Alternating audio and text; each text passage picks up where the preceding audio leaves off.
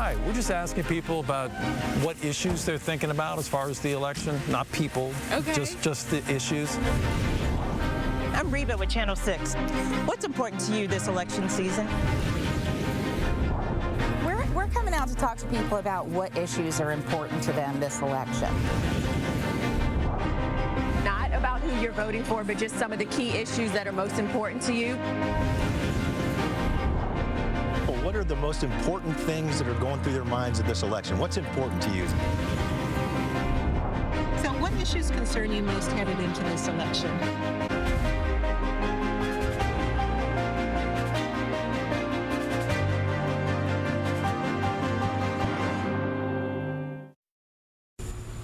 Welcome to the CBS 6 News at 11, America Votes 2024. I'm Julie Bragg. And I'm Janine Samuels. We have complete coverage of the races around the Commonwealth tonight.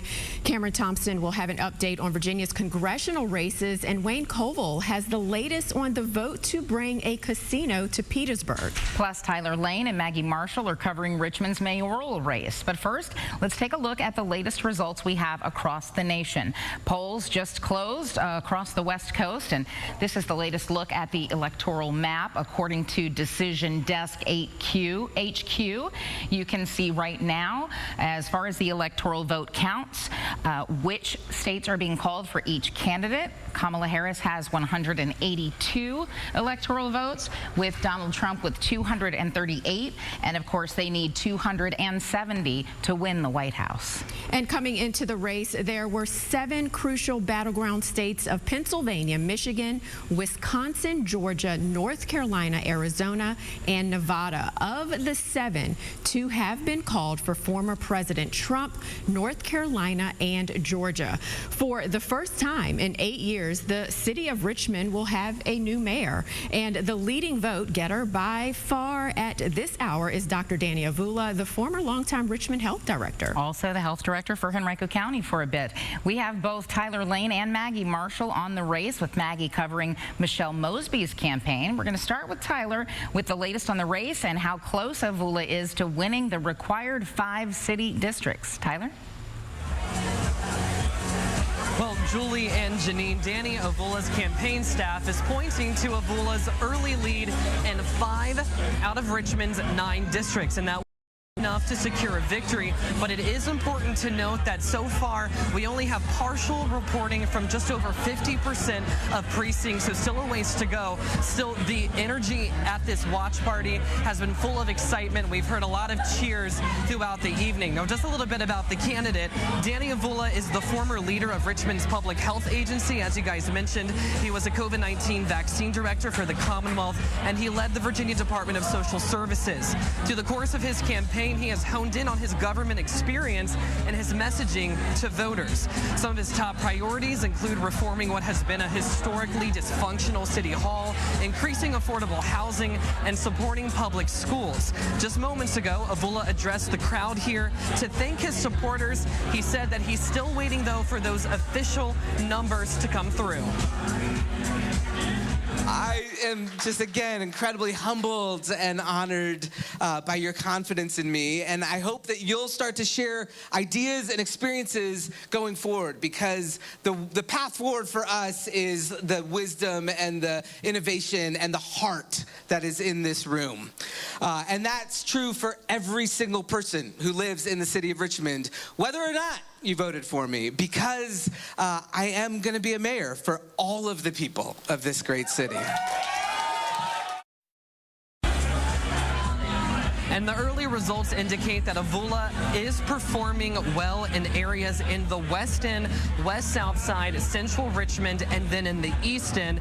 Meanwhile, his closest opponent, Michelle Mosby, is showing well on the city's South Side. My colleague, Maggie Marshall, is at Mosby's watch party. And Maggie, what is she saying tonight? Hey, Tyler, well, she actually just addressed her supporters here at Black Olive here off of Broad Street. She actually sent them home for tonight because she says she knows everyone has been working so hard today and wants people to rest. And she says by no means is this a defeat. She says it's just taking a little while for votes to come in. Mosby wants to be the first woman mayor here in Richmond. She is a former city council member, a business owner, and she runs a nonprofit that helps formerly incarcerated people re-enter society. She is the only candidate who ran for mayor before. She lost in 2016 against Mayor LeVar Stoney. She has campaigned on wanting to improve affordable housing, strengthening city services, and improving public safety. She believes Richmond needs a mayor with experience. We had 5 candidates, but there really was a race between myself and Danny Avula. And so I believe that what I believed has shown in the results here tonight. And so I haven't gone to what will it look like in a runoff, because I believe that one of us will be the victor tonight. And right now, Mosby is winning it in about 2 precincts. She needs 5 precincts again to win the mayoral race here in Richmond. Right now, though, there's still only about 60% of reporting in here in Richmond. Again, she sent everybody home for the night, but she says that by no means that she is conceding. She believes that this race may just be determined in the morning. Live here in Richmond, I'm Maggie Marshall, CBS 6 News.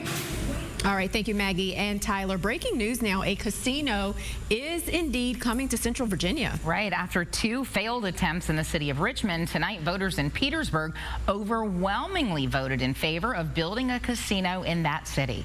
CBS 6 senior reporter Wayne Koval joins us now to break down this landslide victory. Wayne, was this a surprise? It depends on who you talk to, Julie. I think a lot of people in the Petersburg area believed it was going to pass. The mayor calls this the largest economic development project in the history of Petersburg, and supporters say it will bring millions to the city, billions to the region, and change the future of this historic city. The citizens have spoken tonight, and they are excited. A festive victory celebration in Petersburg tonight.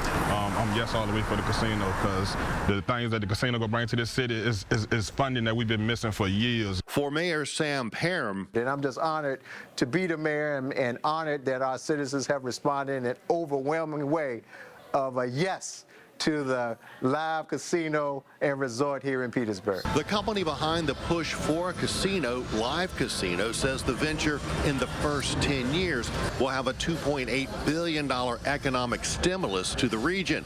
For Petersburg, that could mean $240 million in tax revenues those first 10 years. The next step that everything has been voted yes.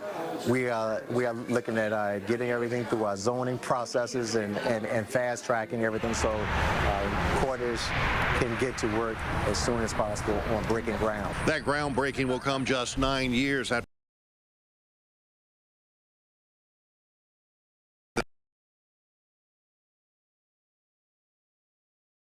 and in a major announcement tonight, it's also a groundbreaking for the permanent casino, not a temporary one as originally planned. We did not want just a casino, we wanted a destination resort. And this is a casino is a small piece of this, because we're going to have the entertainment venue here. We're going to have the convention center here. We have the hotel. Those who voted no had concerns about gambling.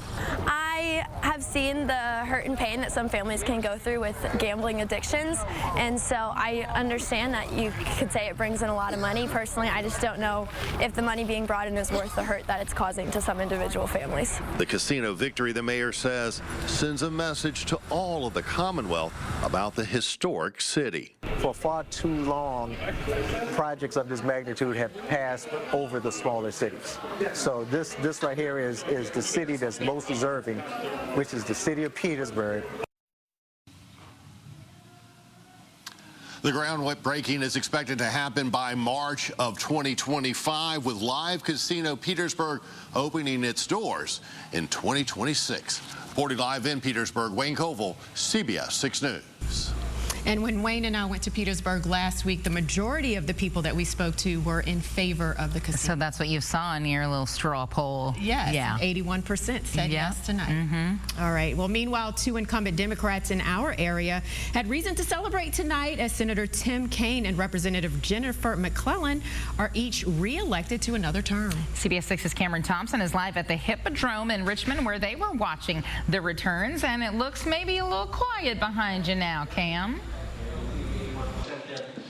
Yeah, things really clearing out here, and it's been a long night at the Hippodrome, as I think a lot of the people here that I was talking to really expecting a much earlier night in terms of having the races called, both for Senator Tim Kaine, Congresswoman Jennifer McClellan, and Vice President Kamala Harris, but that not really happening until the last 15 minutes when Senator Kaine finally took to the stage with his wife, Ann Holton, and when getting up on that stage, first sort of reflecting on his political career, mentioning that he chose this spot of the Hippodrome in Jackson Ward in the city, as this is sort of the area where he began his political career in the city before going to statewide and federal offices. Now, he also then declared victory in his race against his Republican challenger, Hung Cao, who I've been told is on stage at his watch party in Northern Virginia, and you should be seeing some video of him on stage right now addressing his supporters. Now, again, Kaine declaring victory for himself and saying that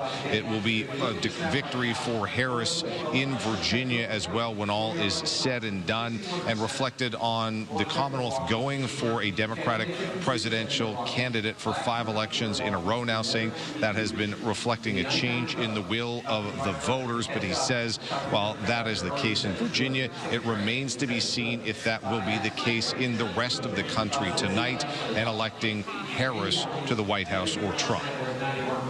No, this could take a while. And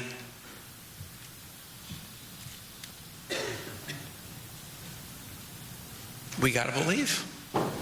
We got to believe. And I believe, because if Virginia can do it, the nation can do it.